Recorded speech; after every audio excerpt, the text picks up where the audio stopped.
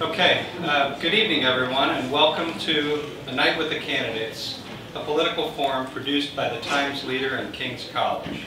My name is Doug Olson and I'm the publisher of the Times Leader. On behalf of all my colleagues, we appreciate your participation in what should be an informative evening. Before we begin, I'd like to thank King's College for their partnership in producing tonight's event with us. I'd also like to thank the candidates, Tony George and Frank Sorg, for agreeing to participate. We at the Times Leader believe that an informed public makes the best voters, which ultimately leads to the best governance for our city. In that spirit, we're mindful of the decisions that voters will be faced with on November 3rd, and we're hopeful that tonight's event will go a long way to informing all of us on the candidates' positions on various issues. Our moderator this evening is Executive Editor of the Times Leader, George Spohr. George is going to go over a few ground rules, and then we'll hear from the candidates. Thank you all for being here this evening. We appreciate it. George. To echo Doug, I want to thank the candidates for joining us tonight, and I also would like to thank King's College for hosting us this evening. With the help of our readers, the Times Leader has crafted 15 questions that we'll be asking the candidates tonight. Our ground rules are very simple. We'll alternate questions between the candidates. The first question will go to Mr. Sorg, and that was determined by a coin toss earlier this evening. He will have 3 minutes to answer that first question, and then Mr. George will have 2 minutes to respond. After that, we'll alternate in that fashion until the last question has been asked. The last question we're going to ask is simple. We're going to ask the candidates to explain to us why they should be the next mayor of Wilkes-Barre. They'll each have 3 minutes to respond to that question.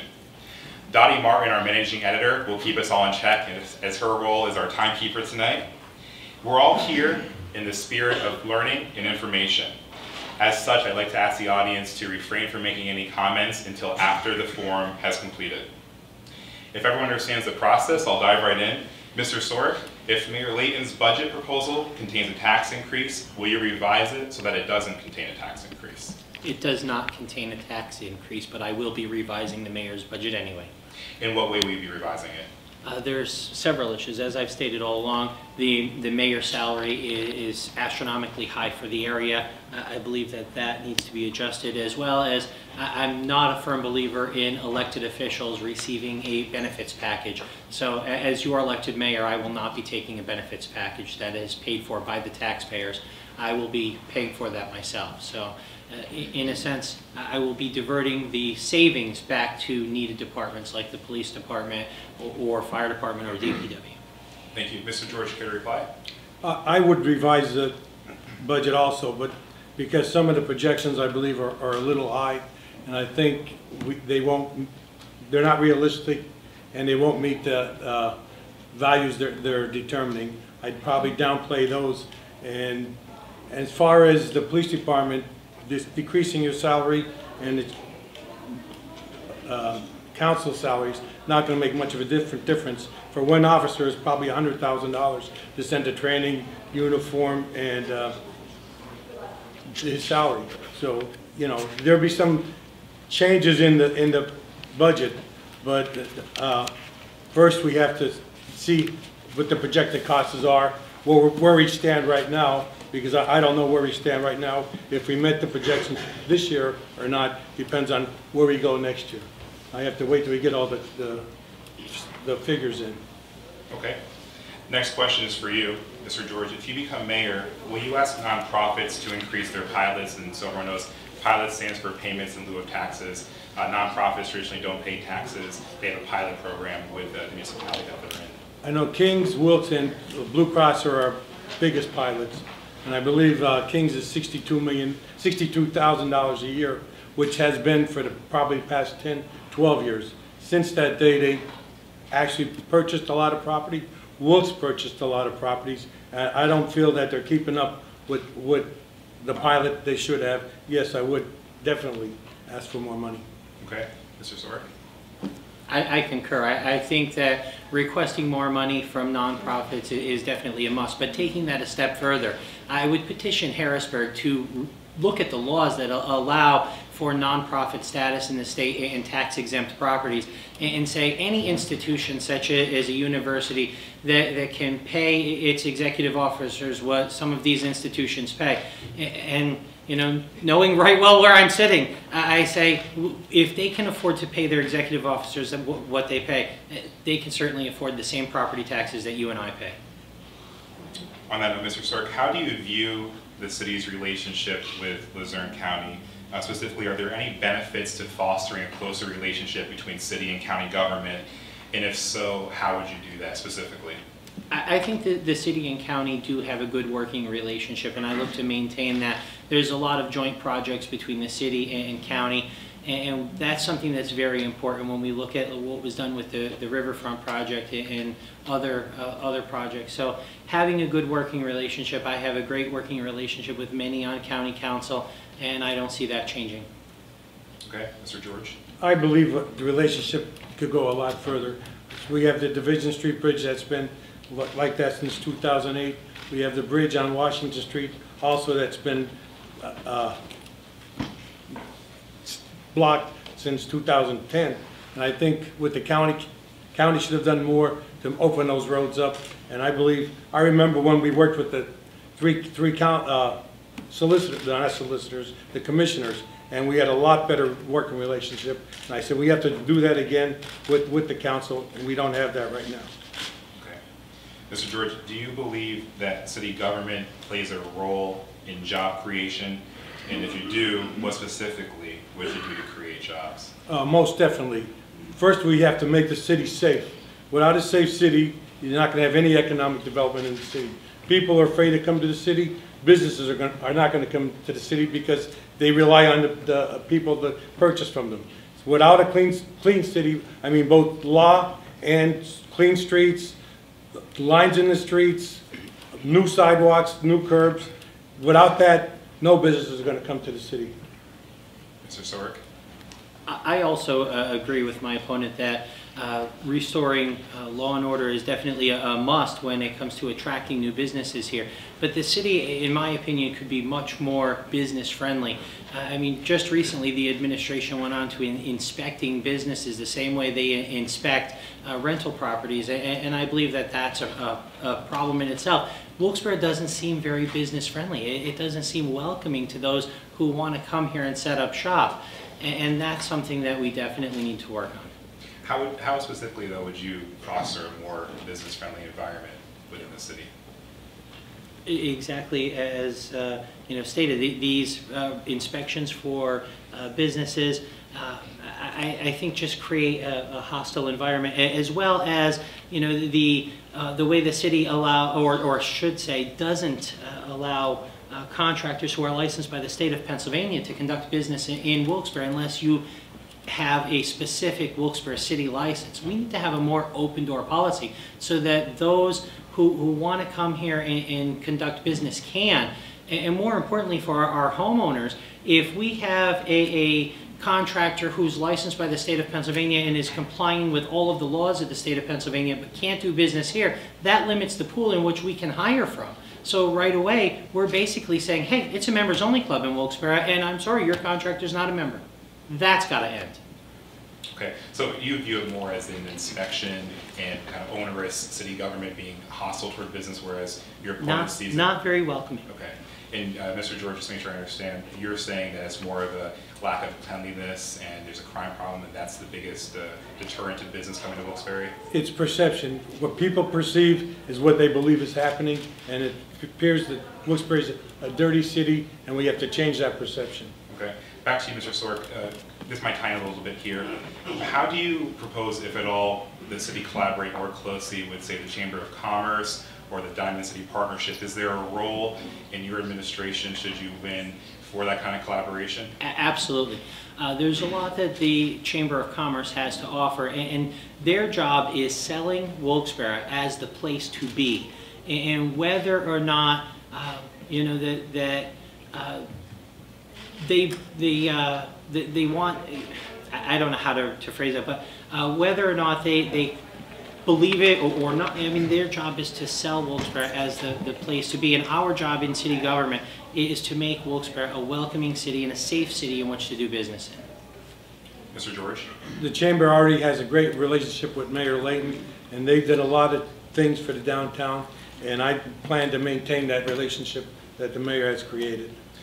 Kind of the next step in that question, this is for both of you also, and we'll start with you, Mr. George. Do you have suggestions on what either the Chamber could be doing or the Diamond City Partnership could or should be doing to make Wilkes-Barre a better place for both citizens and businesses alike? Their function is to bring businesses to downtown. They could do better on attracting new businesses to downtown. I mean, viable businesses, businesses that pay salaries, that are able, you could meet the cost of living. And I don't think they're doing that. But I think with promoting city after it's clean, it could be because the city appears dirty. Once the city has the law and order back in effect, I believe business would come in, and that's when the chambers could do all their work. Okay. Mr. Sorg, any specific suggestions for either the Diamond City Partnership or Chamber and how they could be doing a better job to make Wilkes-Barre a better place to live and work and play? Pretty much the same thing. Selling Wilkes-Barre as, you know, a place that you want to set up business in, attracting jobs here that will be family sustaining. I mean, we've done a lot with the downtown, and we, as the mayor points out, we have an 18-hour downtown, and while that's great for the college kids and that, what does that actually do for the communities? As Mr. George is great at pointing out, I mean, we need to restore law and order, and sure, but what I like to point out is that that's not always the case. You know, and I wonder if what Mr. George is referring to, the law and order that he's talking about, is that quite possibly the same law and order that was handed down by criminals Mr. George deemed as fair in his letter of support for Mark Chivarella as the Kids for Cash scandal was unfolding? I mean, this is not the type of environment that we want to have. We want to have a positive outlook for Wilkes-Barre. Mr. George, I'll give you the opportunity to reply to that. Okay, I did support Judge Chivarelli for what he did for Wilkes-Barre Area Career and Technical Center. When kids came to him, he said, if you violate what he says, you'll be in front of me. And that's exactly what he did. I had no problems with him with the school because he cleaned up that school and made it a safe environment for the other students in that school. Okay, leave it at that. Mr. George, well, Public Square looks a lot nicer than it did a few years ago. There are still a lot of vacant storefronts downtown. What's your vision for dealing with those vacant parcels, and what's your overall plan for improving downtown Wilkes-Barre? As I stated earlier, you're not going to have any economic development in the city unless people feel safe. Right now, they don't feel safe. Once you start that, that's the building block. You make the city safe, you'll see people coming in, you'll see businesses coming in. But that's not going to happen until we have law and order in the city. To follow up on that, though, you know, one could argue that the really recent violent crime spree that we've seen in Wilkes-Barre the last couple of years, that's not necessarily the same timing as the vacancies downtown. There were vacancies that predate, for example, the homicide spree from 2 years ago. You still see that as an exact correlation? People were still afraid to come downtown 3 years ago, 4 years ago. That downtown hasn't been vibrant for probably about 16, 17 years. Okay. Mr. Sorg? I think what we can do in order to fill those storefronts is offer incentives to be here in Wilkes-Barre. We can stop taxing our businesses to death in the same way we're taxing our homeowners. We need to have a leaner form of government that's not, you know, such a burden or cumbersome for the businesses to set up here. And like I said before, Wilkes-Barre does not seem very business friendly or business welcoming. We need to do more to attract them.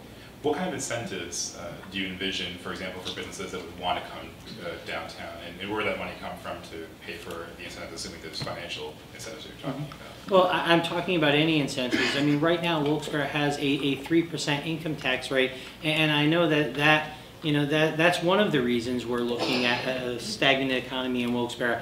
And you know, how will we pay for that is quite simply, as I've stated before, when we cut out corruption, when we cut out the pay-to-play environment, and we spend money responsibly, we're certainly not going to be looking at a $55 million budget. And that's, you know, all of this, everybody always says, well, gee, it's always the same contractors getting the same work. And we wonder why that is, because they're bribing the politicians. And how can they afford to bribe the politicians?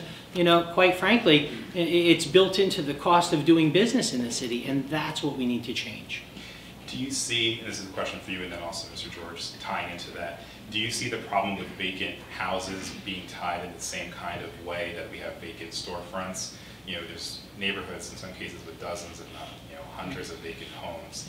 How do you view that, and how do you intend on helping to resolve that? That's to Mr. Sorkin, then to you. Okay. It's kind of a follow-up to the last question. Blight is a growing epidemic, not just here in Wilkes-Barre, but across the country. And as I've been stating all along, we need to do more to fight blight. And what Hazleton has done, we could look to our neighboring cities and say, what's working there, and bring it here. And we have to have an overall plan to fight blight.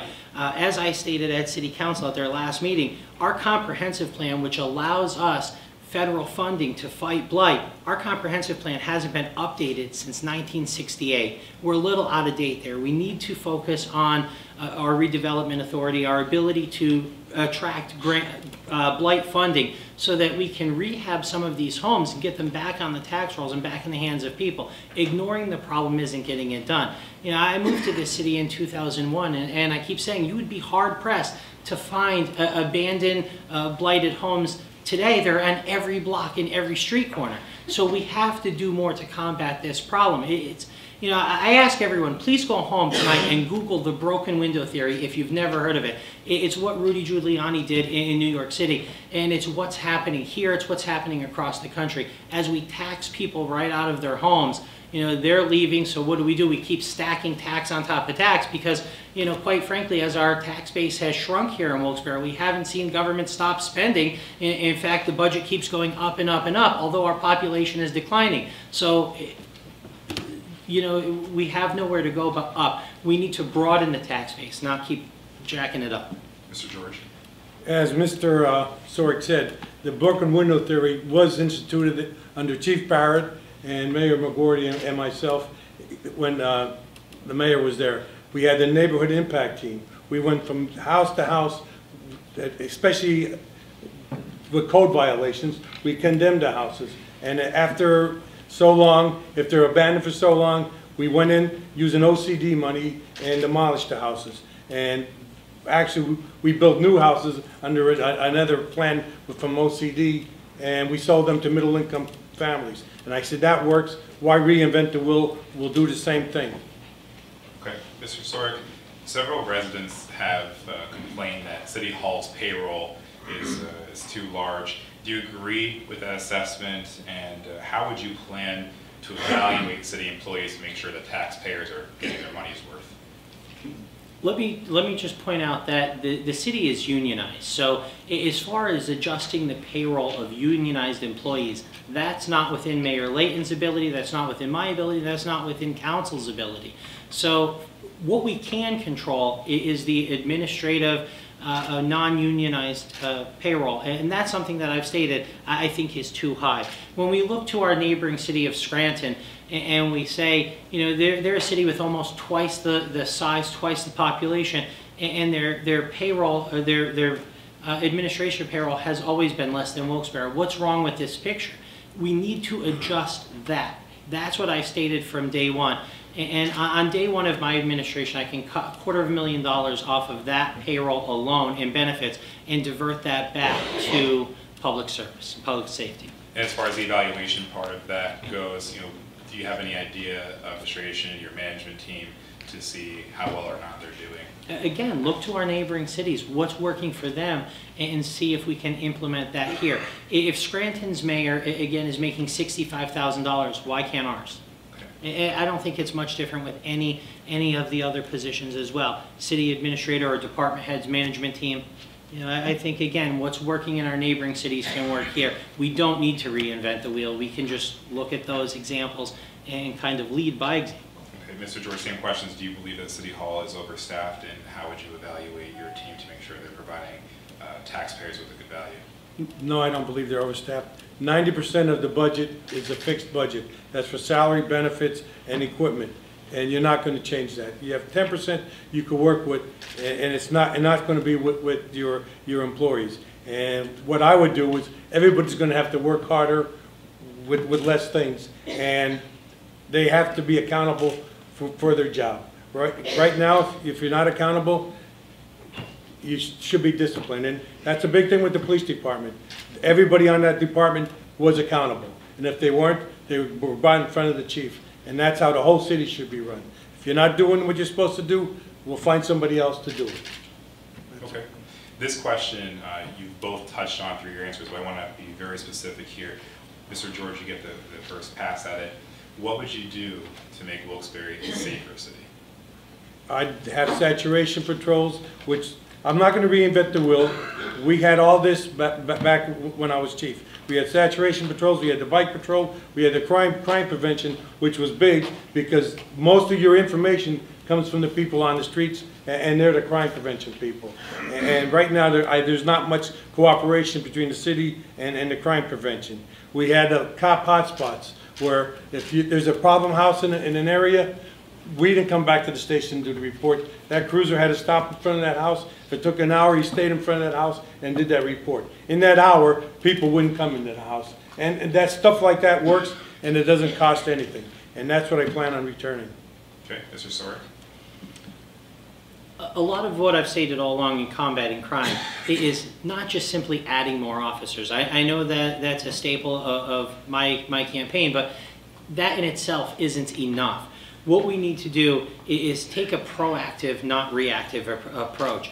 And you know, when we look at some of this, as I've pointed out, you know, fighting blight, I've talked about revamping the Hawkeye system to be more efficient, more user-friendly, more interactive, other technologies that can be used. Police lapel cameras, that's something that's being used in many major cities. They're very inexpensive. They save the taxpayers money. I mean, how often have we heard stories of police brutality? I don't truly think that way of any of our officers, but there are some people out there who might file false claims against the city.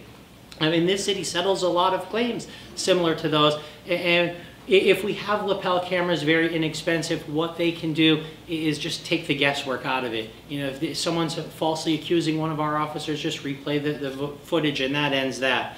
And it's for my opponent talking about what he'll do. As chief of police, he let the staffing numbers drop to 65. We know right now, you know, 65 certainly isn't enough. We need to be up near around 90 police officers.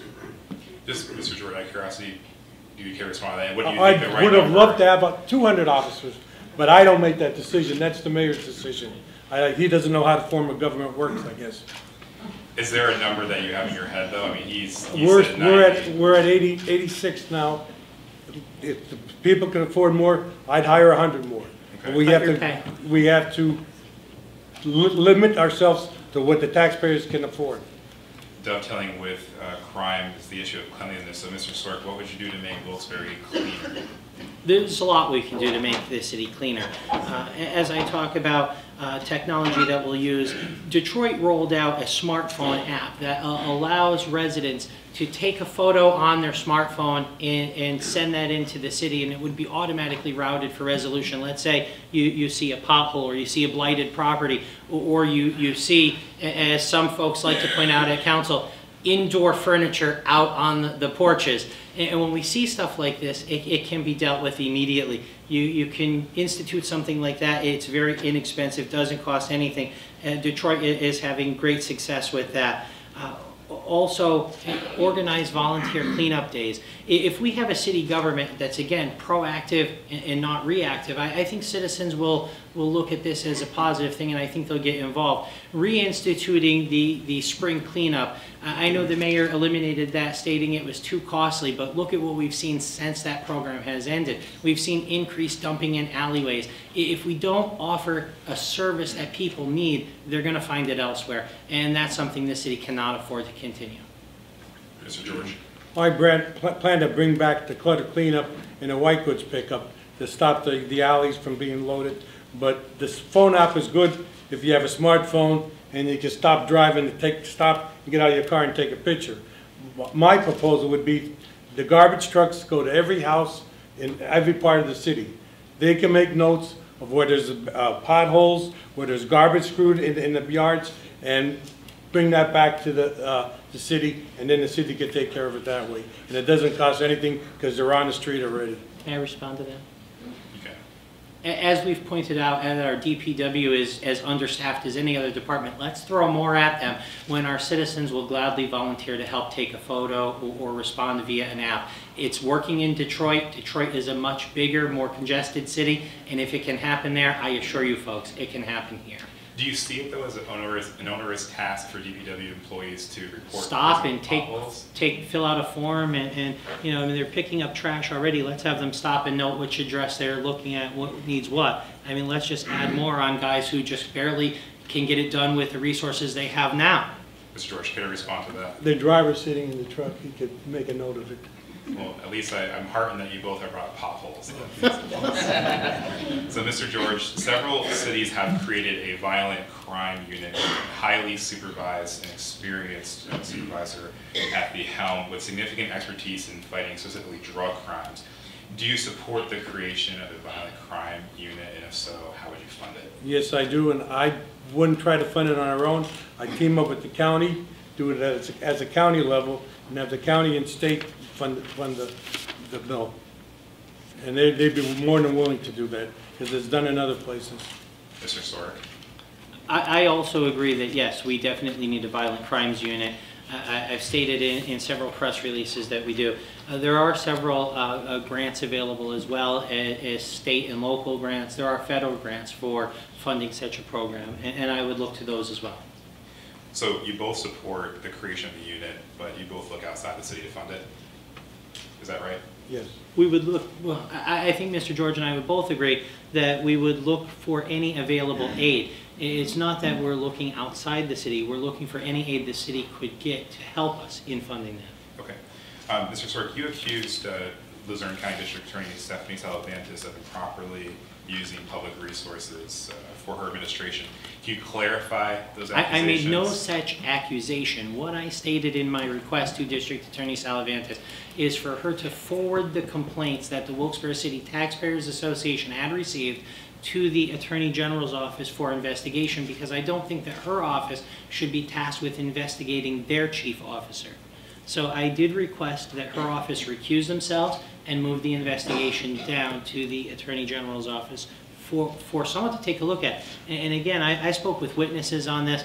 Information was provided through Right to Know. Emails were sent out, and a lot of people made allegations. I'm not one of the people that made the allegations. I'm one of the people that said, hey, let's look at this and see if there's something there. Okay. Mr. George, care to comment on that? No. Okay. Next question does go to you, so I hope you care to comment on this. Do you support an anti-discrimination measure for the city similar to what Pittston and Scranton have? I believe the city doesn't discriminate at all, and there's no problem having an anti-discrimination policy. Okay. Mr. Sorek? I wholeheartedly believe we need an anti-discrimination policy. I mean, the number of minorities employed by our city are not very much. I mean, that in itself is concerning to me. Also, what we've seen in the headlines in both city newspapers tell me we have a problem, and we definitely need to address it. Okay. Mr. George, the Iron Temple has been in a state of disrepair for about 10 years, and it's probably heading the way of the Sterling if nothing happens. There are reports that King's College is looking to purchase the building. Will you work with them to ensure the building is properly preserved and eventually put on the registrar of historic places? I'll work with anyone who wants to restore the Iron Temple. Okay.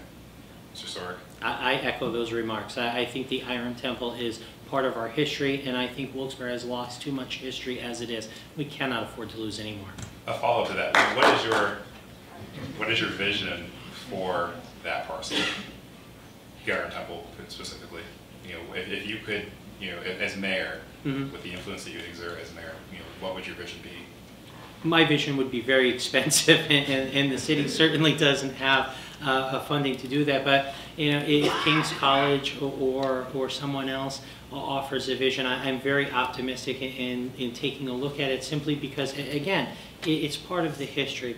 I would love to see it in offering something back to the community, whether it be a community theater program or something. I mean, just allowing it to fall like the Sterling is unacceptable. Mr. George? Well, I agree with that. I'd love to see it, not as a theater, because we have the Kirby, you have the Mohegan Sun, you're only going to take business from them. A museum or an art exhibit would be perfect. I know King's has some great ideas for it, but you know, I'm not at liberty to say. If King's or someone else doesn't follow through and end up purchasing the building, would you support the city purchasing it? No. Mr. Sork? I would support the city getting ownership of the building simply because that way we could attract a developer and the city would be in the driver's seat. Allowing it, again, to fall away or to fall into the hands of a nonprofit such as CityVest that, I don't know, might apply for grants, then loot those grants and never follow through as we've seen, yeah, that's unacceptable to me. So getting it in the hands of the city as a last resort, absolutely, I would support that. Sure. I'd rather see it in the hands of the chamber, which is in now, who has the resources to sell it and send it out for you know, development. Mr. Sork, do you want to comment again on that? Or? No, you know, I think that putting it in the hands of the chamber versus the city certainly would be a much more a better idea. But as I stated, you know, getting it in the hands of the city as a last resort to preserve the building, absolutely, I would support that. Okay. And to just kind of bring things full circle here, this is more of a marketing question than it is any kind of specific question regarding cleanliness of the city or crime in the city. What would you do to elevate the city's profile? So, you know, right now, when you mentioned Wilkes-Barre to folks outside the area, the first thing that unfortunately comes to mind for many of them is just the violent crime spree. So what would you do if you were mayor to elevate the city's profile from a marketing standpoint? Well, that was directed to me first. Okay, sorry. Again, you know, combating crime is the #1 priority. Fighting blight, the #2 priority. We have to get those things done, and that in itself will raise the city's stature in the public eye. And right now, the reason people look at Wilkes-Barre and they fear coming down here is the high crime areas.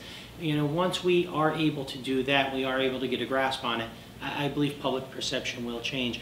Another thing that we look at when we hear Wilkes-Barre is that place is as corrupt as any place. In fact, some would argue it's the birthplace. I mean, Kids for Cash filmed right here in our hometown. You know, how do we avoid this? We need to change this whole perception of what Wilkes-Barre stands for, because when I hear people talk about our city in a negative light, I'm disheartened. I live here, I work here, my business is here, and you know, in my business, I'm a real estate agent. So when I'm selling someone a home and they say to me, I can afford a $50,000 mortgage, immediately I know of about 10 places in my neighborhood to put them. And the first thing they say to me is, I'd rather Nanticoke or Kingston or somewhere else. My heart sinks every time I hear that. We need to change that.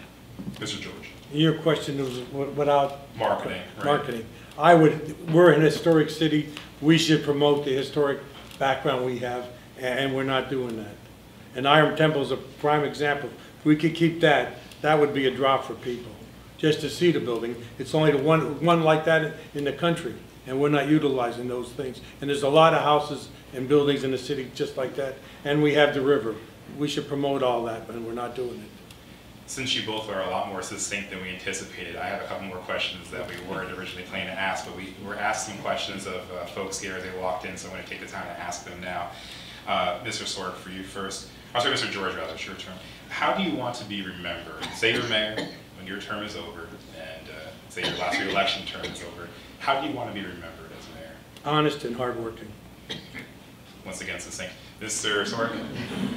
How about the mayor that ended corruption in the city of Wilkes-Barre? I know some might think that that's a pipe dream, but it's going to happen. Okay. And you've touched on this a little bit, but what would be your plan to generate more, if not raising taxes, you know, how do you generate more revenue for the city? We need to spread the revenue stream. I mean, right now, as we talk about raising taxes, that's stacking it higher. If we can take these blighted properties, fix them up, rehab them, get good families to move here and set up shop here in the city, that broadens the tax base. It increases the tax revenue by moving it outward, not upward. Okay. And I was asked this question too, by someone who walked in. It's a great question, Mr. Sork. You could answer this one first. What as the new mayor of Wilkes-Barre would be your first and most important act once you're in office? My first and most important act would be, I'm going to read this one directly from my website, is appointing a police chief who knows exactly what it means to protect and serve, and will do everything and anything necessary to protect the people of our city and make us safe again. Because without that, that to me is the biggest problem, is the crime that's going on in this city. Mr. George. I've been with the city for over 30 years. I know how it works. I know the police department, I know the fire department, I know public works, I know the city hall, I know the OCD, housing. They're all hardworking people. What we have to do is change our strategy, and I don't think you have to really change everybody to change the strategy. As long as they do what they're supposed to do, we could change that and bring law and order back to the city. You both have answered questions about payroll at city government. How about talent? What would you do, Mr. George, get the first stab at this, what would you do to recruit high-level talent to Wilkes-Barre? How important is it to bring in folks who maybe don't have the pedigree of being a Wilkes-Barre resident, to bring in new and fresh ideas to help solve the city's problems? See, I think we could do that without even paying them. We have Kings, we have Wilkes on north and south of Public Square. They have the bright minds. They're all willing and able to do what they can. We just start internship programs with both schools, put them in every department, and learn from them. We wouldn't even have to hire anybody. And if they're good, we keep them, and then we pay them. Mr. Sorick? On that one, I think we are a city of 40,000. I believe there's a lot of talent, untapped talent, right here in the city. It seems to me, and maybe it's because I look at this as an outsider's perspective at points, but it seems to me we're always hiring from the same families. It doesn't seem like we actually broaden our search beyond a handful of families in the city, and those are the people that we look to for everything. And I think in a city of 40,000, we have a lot to offer. Definitely going to the colleges and trying to attract some of that talent to stay here. Folks from around the country are utilizing our colleges, and they're sending their children here to learn. If we can attract them to stay, we're certainly going to create a positive environment for the city. Okay. There are many who believe that the mayor's relationship with city council can quite honestly make or break the success of that administration. So what would you do to foster a close working relationship and a positive working relationship with council members? It is first and foremost. I don't see a problem working with any council members. I think most people in the city who serve on council get involved for the same reasons. They truly want to make a positive impact on their community. And I think that as long as we're all looking and working toward that objective, we'll do fine working together. Mr. George. Great minds don't think alike. You have to compromise on what they believe and what you believe. It can't be a one-man show. Those days are over. There has to be a cooperation between all of council and the mayor. Okay. And this brings us to our last question. You both have an equal amount of time to answer it. Mr. George, actually, you get to answer this one. Why should you be mayor? Like I said, I've been with the city for 30 years. I know how it functions. I know every department. I worked with every department as chief, as deputy chief, as patrolman. From day one, I could get the ball and run with it. I don't have to take a year to see how everything works. It's all there, and I have my plans, and I know what Mayor Namey did, Mayor McLaughlin did, Mayor Lisman did. And they all had great ideas. Just got to incorporate them and put them all together and run with the ball. Mr. Sorick? I've been following city government for quite some time. I believe I can also hit the ground running. I believe that I should be mayor for several simple reasons. Number one, I'm not politically connected. I'm an average citizen who wants the best for our community. I look at some of what's going on, and again, it's heartbreaking.